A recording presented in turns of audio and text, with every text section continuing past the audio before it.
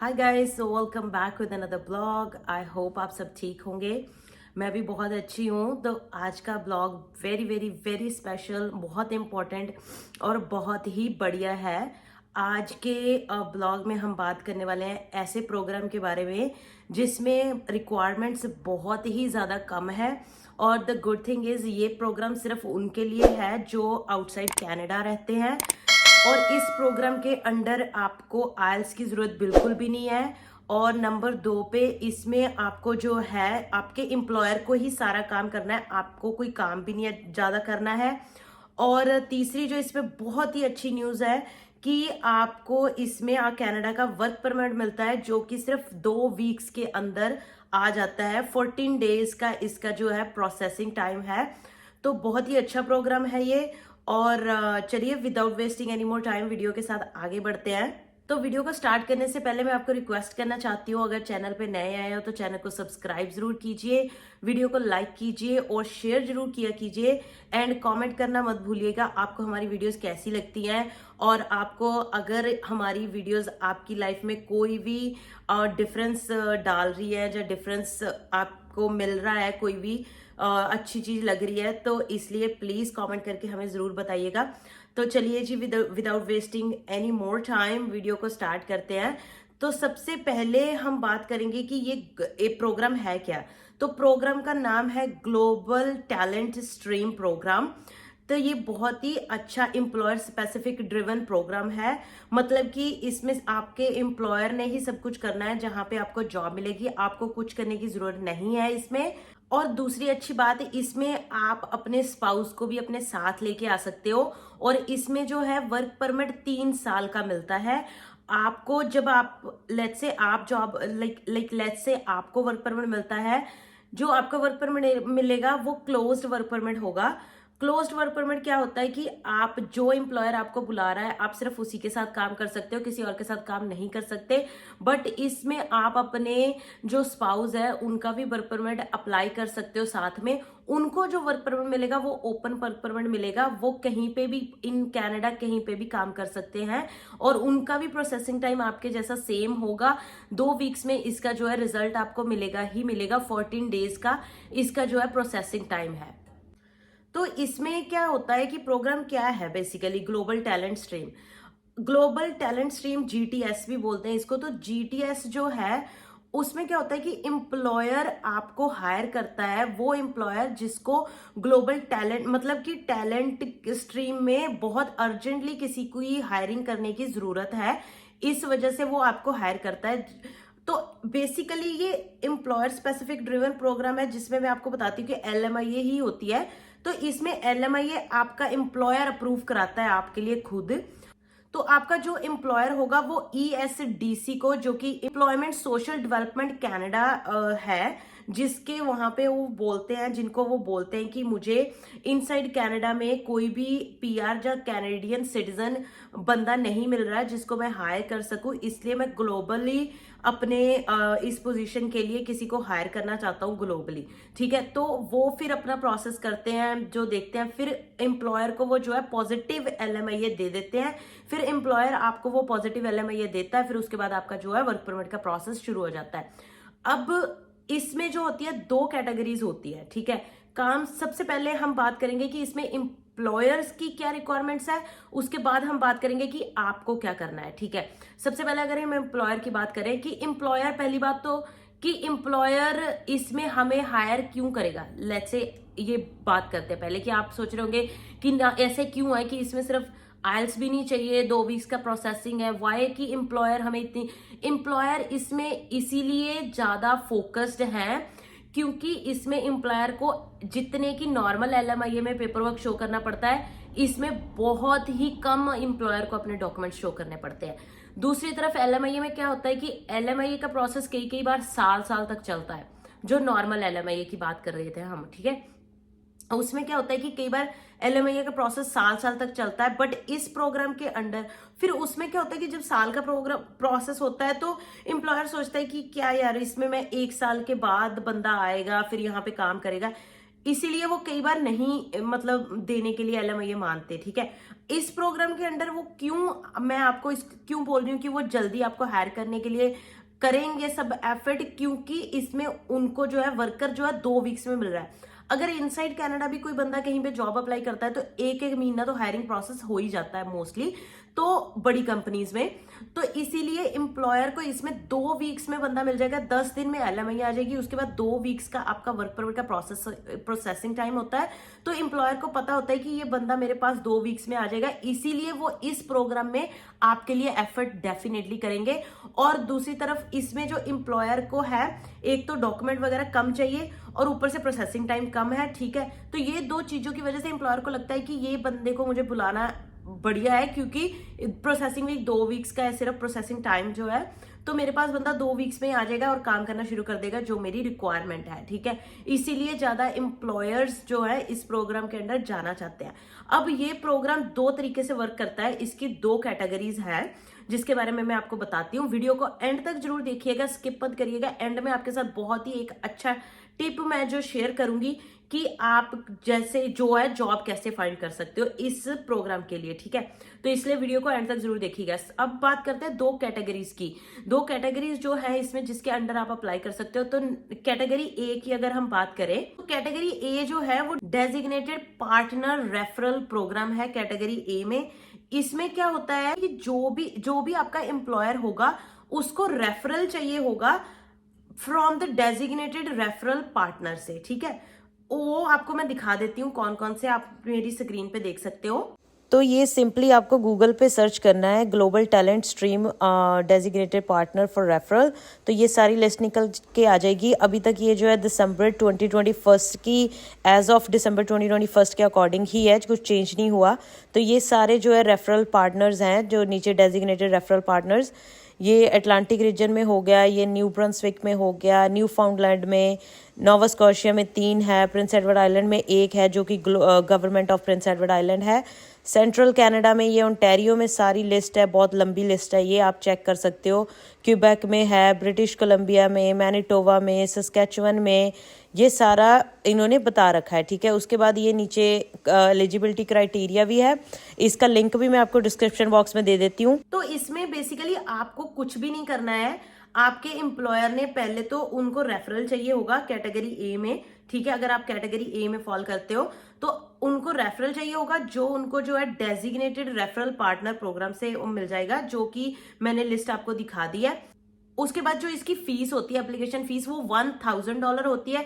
वो भी आपको पे नहीं करनी होती है, वो भी आपके एम्प्लॉयर को ही पे करनी होती है, वो एम्प्लॉयर ही आपका पे करेगा। अब आप सोच रहे होंगे कि मतलब ये सारी चीजें तो एम्प्लॉयर ने करनी है, आपका क्या मतलब, और क्या ऐसे है कि जॉब क्या है, जॉब की रिक्वायरमेंट क्या है बेसिकली।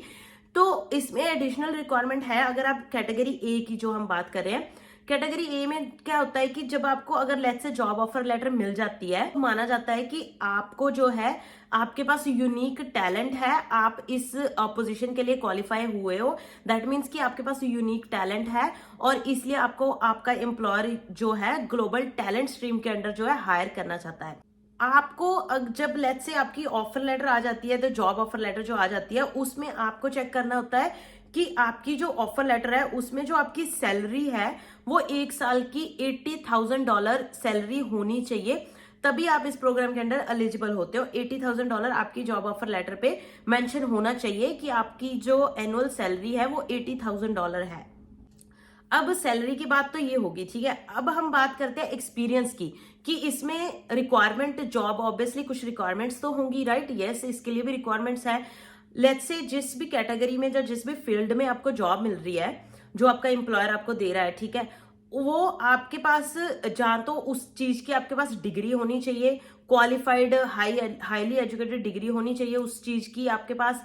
जहां फिर अगर आपके पास डिग्री नहीं है तो आपके पास उस चीज का, उस जॉब का रेलेवेंट एक्सपीरियंस होना चाहिए फॉर 5 ईयर, 5 साल का एक्सपीरियंस आपके पास होना चाहिए। अगर आपके पास स्टडीज नहीं है उस चीज की, उस चीज के रिलेटेड, तो 5 साल का एक्सपीरियंस चाहिए आपको।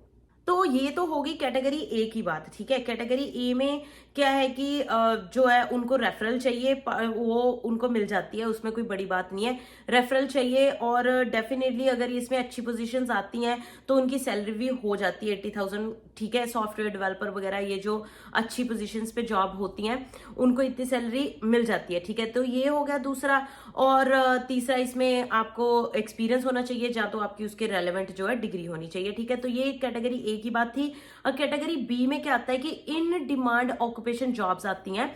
इन डिमांड ऑक्यूपेशन में कौन कौन से नॉक कोड्स आते हैं वो मैं आपको दिखा देती हूँ, कौन सी जॉब्स आती है। अगर आपको उन कैटेगरीज में या उन नॉक कोड्स में जॉब मिल रही है तब भी आप इसमें अप्लाई कर सकते हो, ठीक है। तो आप मेरी स्क्रीन पे चलते हैं, मैं आपको दिखाती हूँ कौन सी वो नॉक कोड्स हैं जो इसमें आते हैं इन डिमांड ऑक्यूपेशन में।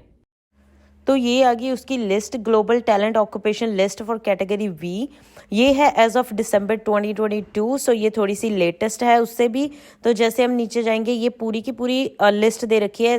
लेफ्ट हैंड साइड में जो है नॉक कोड्स बता रखे हैं और राइट हैंड साइड में सैलरी वगैरह बता रखी है और मिडल में ऑक्यूपेशन। जैसे पहला है computer and information system manager, number 2 पे है सिविल इंजीनियर्स, ठीक है। तो ये इसमें लेफ्ट हैंड साइड में इनके कोड्स है, ठीक है, और राइट हैंड साइड में इनकी आवरली और जो है ईयरली सैलरी बता रखी है। ये इलेक्ट्रिकल एंड इलेक्ट्रॉनिक्स इंजीनियर आ गए, mining engineers, computer software engineer, mathematicians, ठीक है। उसके नीचे आ जाएंगे information system analyst and consultant, ठीक है। तो ये सारे साइबर सिक्योरिटी स्पेशलिस्ट का कोड जैसे कि 21220 है।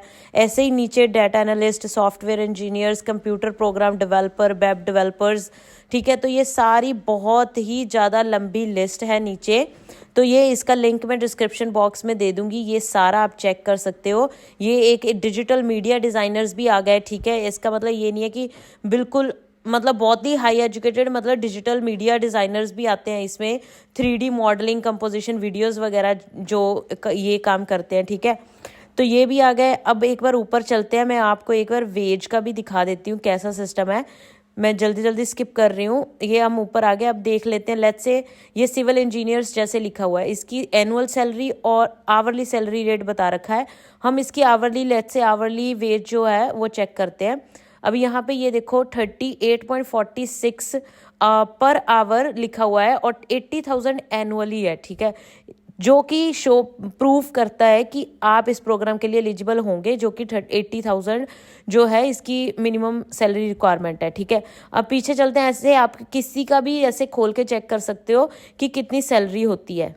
तो ये आपको पता चल गया, इन डिमांड ऑक्यूपेशन में भी आपको पता चल गया कि नॉक कोड कौन से आते हैं, जिसमें मिनिमम वेज भी साइड में मेंशन थी, आप उसमें चेक कर सकते हो अपनी रिक्वायरमेंट्स के अकॉर्डिंग, ठीक है। तो अब एम्प्लॉयर ने ही सारा काम करना है। अब एम्प्लॉयर का क्या काम है कि एम्प्लॉयर को सबसे पहले तो फाइंड आउट करना है कि जो भी पोजीशन वो आपको ऑफर कर रहा है वो इन दोनों में से जीटीएस में किस कैटेगरी में आती है, कैटेगरी ए में आती है कि कैटेगरी बी में आती है, ठीक है। लेट्स से जब उसको फाइंड आउट हो जाता है, लेट्स से उसने फाइंड आउट कर लिया कि जो भी आपको पोजीशन वो ऑफर कर रहा है वो कैटेगरी ए में आ रही है, ठीक है।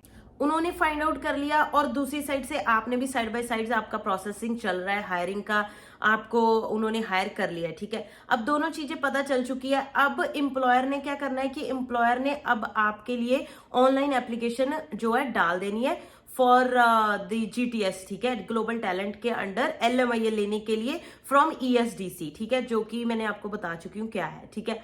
तो उसके अंडर उन्होंने LMIA लेने के लिए अंडर GTS प्रोग्राम के लिए फाइल कर देना है आपके लिए कि हम ये बंदा हायर कर रहे हैं, ये इसकी रिक्वायरमेंट है, ये फुलफिल करता है। ये हम भी फुलफिल करते हैं क्योंकि हमें कनाडा में PR या सिटीजन बंदा कोई नहीं मिला है, ठीक है। उसके बाद उनको जो है पॉजिटिव LMIA मिल जाती है, फिर वो आपको वो पेपर LMIA का भेज देते हैं। फिर आपकी बारी आती है, आपने फिर उसको जो है अपना वर्क परमिट अप्लाई करना है on the behalf of that LMIA paper, ठीक है।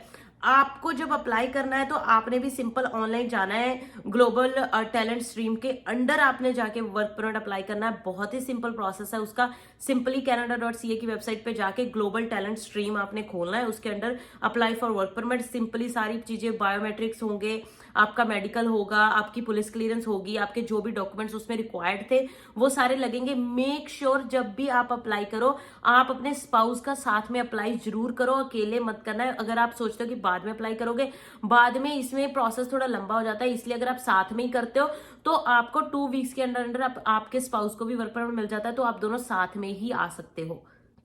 अब आप सोच रहे होंगे कि इसमें हमारी फिर क्या रोल था, मतलब हमारा क्या रोल। आपका रोल तो वही है, आपको जो मेन रोल है, आपने जॉब फाइंड करनी है, क्योंकि कोई भी एम्प्लॉयर आपको खुद तो अप्रोच करेगा नहीं, राइट। आपको जॉब खुद फाइंड करनी है इसमें भी, ठीक है, जॉब खुद फाइंड करनी है। बट क्योंकि मेरा कहना ये है कि आप अगर लेट्स से कनाडा आते हो, लेट्स से विदाउट जॉब भी आप कनाडा आते हो, तब भी तो आपने जॉब फाइंड करनी है, राइट। यहाँ पे तो एक दिन भी बंदा बैठ नहीं सकता बिना जॉब के, तो तब भी आपने फाइंड करनी है। अगर आप अपनी कंट्री में जहां पे भी हो, अगर आप वहां पे बैठ के थोड़े से एफर्ट कर लो, अगर आप कनाडा डायरेक्टली पीआर जहाँ कनाडा डायरेक्टली आप वर्क परमिट पे आ जाओ, तो उसमें कोई बड़ी बात नहीं है। मुझे बहुत सारे मैसेज आते हैं कि मैडम जॉब कैसे अप्लाई कर सकते हैं कनाडा में। भाई जैसे हम अप्लाई करते हैं वही सेम प्रोसेस होता है आपको, बट सिर्फ आपने ये देखना होता है कि क्या वो एम्प्लॉयर जो है वो आउटसाइड कनाडा के लोगों को हायर कर रहा है या नहीं कर रहा है, ठीक है। वो आप कैसे कर सकते हो, जैसे मैंने आपको बताया था कि jobbank.gc.ca की वेबसाइट पे आपने जाना है, वहां पे आपको सिलेक्ट करना है temporary foreign worker. Temporary foreign worker आपने सिलेक्ट करके उसके लेफ्ट हैंड साइड में ऑप्शन आएगी, इसकी भी मैंने कंप्लीट वीडियो बना रखी है कि LMIA बेस्ड जॉब्स आप कैसे फाइंड कर सकते हो। उसका लिंक मैं डिस्क्रिप्शन बॉक्स में आपको दे दूंगी कि how to find a free LMIA, get a free LMIA। उसमें मैंने बता रखा है कि फ्री LMIA वाली जॉब्स कैसे फाइंड कर सकते हो, उसमें आप डिटेल वीडियो चेक कर सकते हो। और दूसरा जॉब फाइंड करने का सबसे जो बेस्ट तरीका मुझे लगता है वो है लिंक्डइन। लिंक्डइन आप में से बहुत सारे लोगों को पता होगा कि लिंक्डइन क्या है। उसमें क्या होता है कि जो HR होते हैं, जो मतलब हायरिंग मैनेजर होते हैं, वो खुद उनकी प्रोफाइल बनी होती है, कंपनी के बारे में बता रखा होता है, और एम्प्लॉयर्स के जो हायरिंग मैनेजर होते हैं उनके साथ आप डायरेक्टली बात कर सकते हो कि क्या आप आउटसाइड कनाडा हायर कर रहे हो, क्या आप ग्लोबली हायर कर रहे हो। वो आपको डेफिनेटली रिप्लाई करते हैं और आपको प्रोसेस भी बता देते हैं कि आप कैसे अप्लाई कर सकते हो। आप उनको बता सकते हो कि आप किस प्रोग्राम के अंडर अप्लाई करना चाहते हो, ठीक है, तो वो सारी बात कर सकते हो। LinkedIn is one of the option, I would say that LinkedIn is the best option. दूसरी ऑप्शन jobbank.gc.ca है, जो कनाडा की गवर्नमेंट की वेबसाइट है। सारे एम्प्लॉयर वहां पे होते हैं जिनको, चाहे वो आउटसाइड कनाडा हायर कर रहे हो, चाहे वो इनसाइड कनाडा हायर कर रहे हो, ठीक है। तीसरी ऑप्शन आपके पास है Indeed.ca। इंडीड भी कनाडा की वेबसाइट है जिसमें आप जॉब्स फाइंड कर सकते हो। एक मैं सेपरेट वीडियो भी कंप्लीट बनाऊंगी कि आप जॉब्स वगैरह कैसे फाइंड कर सकते हो। इधर it's a skilled based job, इधर आप कनाडा में हो चाहे आप आउटसाइड कनाडा में हो, इसलिए इसमें हम सेपरेट एक कंप्लीट वीडियो बनाऊंगी। तो ऐसे आपने बेसिकली जो है जॉब फाइंड कर लेनी है इन मीडियम से जो मैंने आपको बताया है। उसके बाद आपको नॉक कोड, आपका पहले लेट्स से आपको कोई पोजीशन दिख रही है, आपको उसका नॉक कोड पता होना चाहिए, ठीक है, नॉक कोड पता होना चाहिए। उसके बाद आपकी बारी आती है सैलरी की। जब भी आप जॉब अप्लाई करोगे आपने डेफिनेटली वहां पे सैलरी भी चेक करनी है कि आपको सैलरी कितनी मिल रही है। कनाडा में भी नेगोशिएशन होती है, जी हाँ, कनाडा में भी आप नेगोशिएट कर सकते हो उनके साथ कि मेरे पास इतना एक्सपीरियंस है, क्या आप मुझे थोड़ा सा हायर वेज दे सकते हो, क्या मुझे आप हायर वेज ऑफर कर सकते हो, because I have the expertise and I have the experience, सब कुछ है मेरे पास।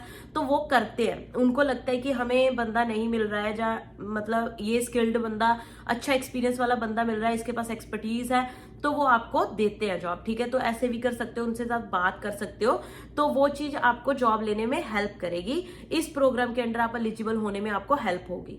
तो ये मैं आपको बता चुकी हूँ कि जो इसमें फिर आपको अप्लाई कर देना है, ग्लोबल टैलेंट स्ट्रीम के अंदर जाके आपको अप्लाई कर देना है।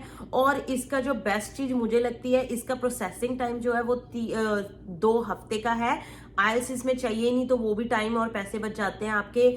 जो इसकी फीस होती है ग्लोबल टैलेंट स्ट्रीम की, वो भी आपका एम्प्लॉयर ही देगा, क्योंकि वो एम्प्लॉयर ही मतलब दे सकता है, ये इसकी रिक्वायरमेंट है प्रोग्राम की, एम्प्लॉयर को ही देने पड़ेंगे। और तीसरी अच्छी बात है इसकी कि जैसे हम लोगों को कनाडा में काम कर मतलब पढ़ने के बाद 3 साल का वर्क परमिट मिलता है, ऐसे ही ये आपको जो वर्क परमिट है 3 साल का मिलेगा, which is a very very very good thing कि आपको 3 साल का वर्क परमिट मिलता है। उसके बाद आपको सिंपली कैनेडियन एक्सपीरियंस क्लास में आपने 1 साल काम करने के बाद अपनी जो है पीआर लगा सकते हो। सो इस प्रोग्राम की अच्छी बात यह है कि आपकी पीआर जो है 1-1.5 साल में ही हो सकती है, अगर आपको इसमें जॉब मिल जाती है, ठीक है। तो आई थिंक मैंने सब कुछ कवर कर लिया। अगर आपको इसमें क्वेश्चन हो कोई भी, आप मुझे एज यूजुअल कमेंट कर सकते हो। आपको पता है कि मैं आपको हमेशा ही रिप्लाई करती हूँ, हर एक कमेंट का मैं रिप्लाई करती हूँ। तो that's all for today. Thank you so much guys for watching this video. I hope आपको आज की वीडियो बहुत पसंद आई होगी। अगर पसंद आई है तो वीडियो को लाइक कीजिए, शेयर कीजिए, कमेंट करके मुझे जरूर बताना कि आपको आज की वीडियो कैसी लगी। और thank you so much. With that all, bye bye, take care. मिलते हैं नेक्स्ट ब्लॉग में नेक्स्ट वीडियो के साथ। आज के लिए इतना ही। Thank you, bye bye.